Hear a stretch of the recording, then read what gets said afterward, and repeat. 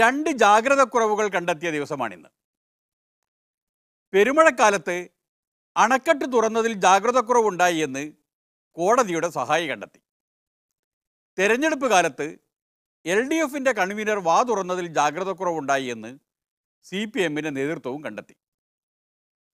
2 ജാഗ്രതക്കുറവുകളോടെ തെരഞ്ഞെടുപ്പിലേക്ക് കടക്കുമ്പോൾ സംഗതിയാകെ രസമാണ്. വയനാട്ടിൽ പുലി ഇറങ്ങിയതിന് കോഴിക്കോട്ട് മുരുകനിറങ്ങി.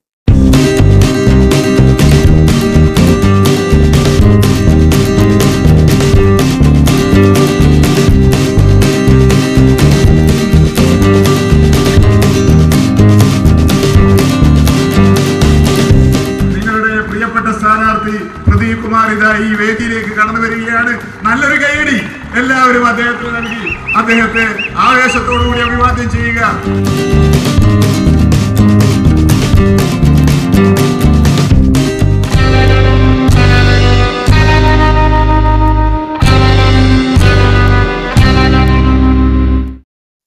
ഉഴവൂർ വിജയനെ ഓർക്കുന്നുണ്ടല്ലോ? ഇല്ലെങ്കിൽ ഓർക്കണം. പിണറായി വിജയനെ പുലിമുരുകനായി പ്രഖ്യാപിച്ച ഉഴവൂർ വിജയനെ ഓർത്തുകൊണ്ട് കാര്യത്തിലേക്ക് കടക്കാം. നമ്മുടെ രാജ്യത്ത്, വിശാലമായ രാജ്യത്ത് മണ്ഡലങ്ങൾ കാണാൻ കഴിയാത്ത അവസ്ഥയിലേക്ക് കോൺഗ്രസ് ചുരുങ്ങിയിരിക്കുന്നു. അത്ര പരിതാപകരമായ അവസ്ഥയിലാണ് കോൺഗ്രസ് ഉള്ളത്. പക്ഷെ അവരുടെ വീമ്പ് പറച്ചിലിനൊരു കുറവുമില്ല. പ്രത്യേകിച്ച് കേരളത്തിലെ കോൺഗ്രസ് നേതാക്കള് വീമ്പ് പറച്ചിലിന് വളരെ മുന്നിലാണ്. വളരെ മുന്നിലാണ് എന്ന് പറഞ്ഞുകൂടാ, ഇഞ്ചോടിഞ്ച് പിടിച്ചു നിൽക്കുന്നു എന്നേ പറയാനാവൂ. വിശാലമായ നമ്മുടെ രാജ്യത്ത് മറ്റൊരു സംസ്ഥാനത്തിലും മണ്ഡലം കിട്ടാതായിട്ടും നമ്മളും വീമ്പ് കുറക്കുന്നില്ലല്ലോ. നമ്മളെ പോലെ തന്നെ അവരും. പുലി വരുന്നേ എന്ന് പറയുകയാണ്. ഈ പുലി എഴുന്നേറ്റ് നടക്കാൻ വയ്യാത്തൊരു പുലിയാണ് വടക്കേ ഇന്ത്യയിൽ. 6 ദിവസം നേരിടാൻ വയ്യ, കൈയും കാലും തളർന്ന് കിടക്കാണ്. ചെറുപ്പമാണെങ്കിലും കോളേജുകളിലൊക്കെ ചെല്ലുമ്പോൾ നല്ല പ്രസരിപ്പാണ്. ഇപ്പം പിടികിട്ടി. ക്ലൂ കേട്ടപ്പോൾ പുലിയെ പിടികിട്ടി. കോളേജിലൊക്കെ ചെന്നാൽ പ്രസരിപ്പ് കാട്ടുന്ന പുലി ഇതാ ഈ പുലിയല്ലേ?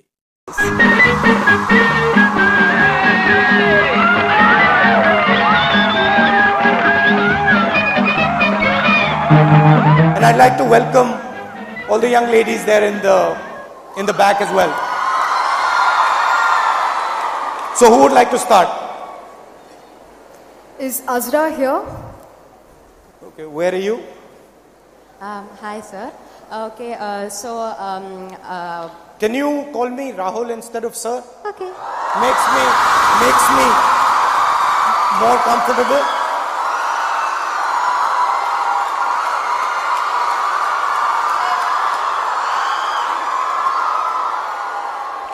Okay, I'm really nervous. Okay, hi, Rahul.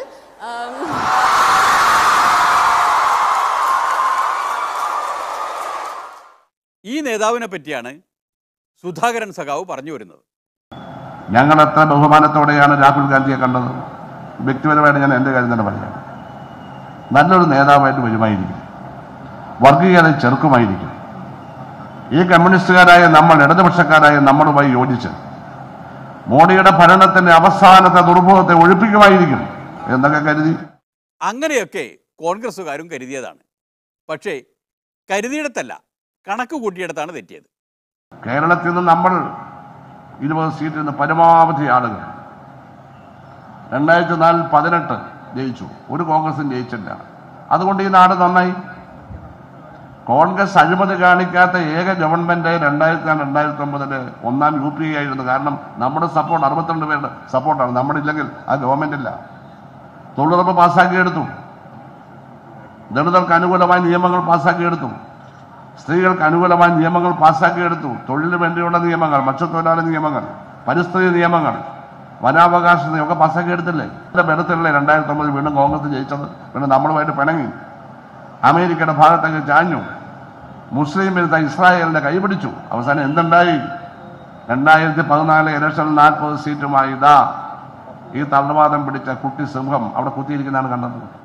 ആ പോയിന്റ് ഒന്ന് ശ്രദ്ധിക്കണേ.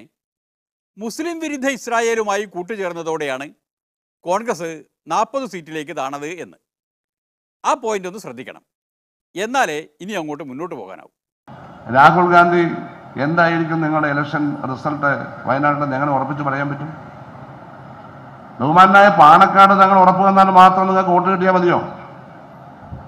പാണക്കാട് തങ്ങൾ പറഞ്ഞിട്ട് മലപ്പുറത്ത് 4 ഇടതുപക്ഷ MLA-മാർ എങ്ങനെയാണ് ജയിച്ചു വന്നത് അദ്ദേഹം പറഞ്ഞിട്ട് കേട്ടില്ല. അവിടുത്തെ ജനങ്ങൾ ഇപ്പം 4 MLA-മാരുണ്ടല്ലോ.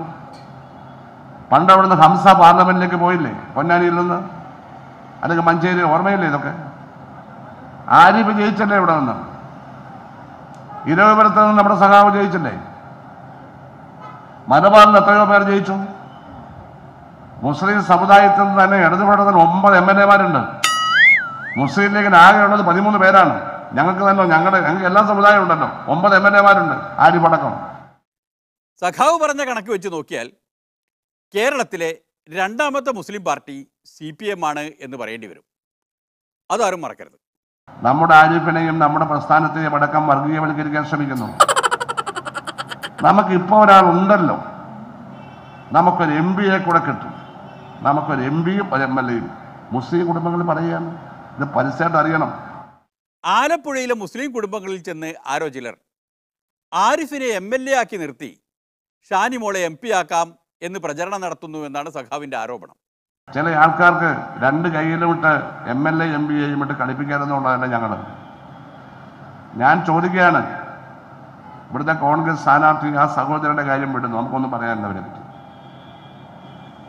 ഇവര് നരസിംഹറാവു ഇന്ത്യയുടെ പ്രധാനമന്ത്രിയായിരിക്കുമ്പോഴല്ലേ ബാബറി മസ്ജിദ് പൊളിച്ചത്? നമുക്ക് 2 പേര് വേണം എന്ന് പറയണ്ട. എന്ന് വെച്ചാൽ ആരിഫ് ജയിക്കരുതെന്നാണ് അതിൻ്റെ അർത്ഥം. ഇവരല്ലല്ലോ ജയിപ്പിച്ചത്, ഈ പ്രചരണ വേലക്കാരല്ലല്ലോ അനുവിൽ ആരിഫിനെ ജയിപ്പിച്ചത്. കമ്മ്യൂണിസ്റ്റ് പാർട്ടിയാണ്, ഇടതുപക്ഷമാണ് ജയിപ്പിച്ചത്. നിങ്ങളുടെ ഔദാര്യം കൊണ്ടാണ് ജയിച്ചത്. പറഞ്ഞല്ലോ, മുസ്ലിം കേന്ദ്രങ്ങളിൽ ഏറ്റവും വലിയ പാർട്ടി CPM ആണ്. അതാരും മറക്കണ്ട. സക്കരിയ ബസാറിലെയും വട്ടപ്പള്ളിയിലെയും ബൂത്ത് എണ്ണുമ്പോൾ LDF-ന് ഭൂരിപക്ഷം, ഒരു കാലത്ത് കിട്ടാത്ത ഭൂരിപക്ഷം. ആളുകൾ വിളിച്ചു പറഞ്ഞു, നമ്മൾ ജയിച്ചേ ഇനി ഒന്നും എണ്ണണ്ട, നമ്മൾ ജയിച്ചതെന്ന്. അതല്ലേ സംഭവം?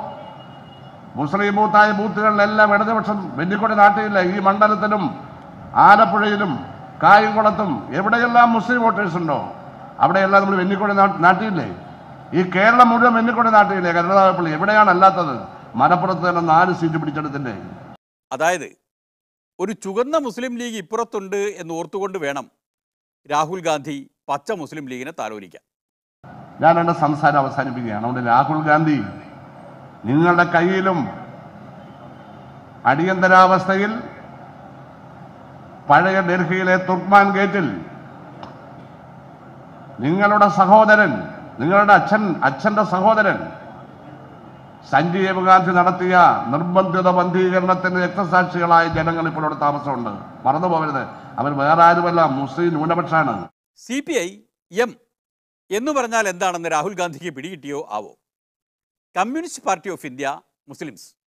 ഇനി മറക്കരുത്.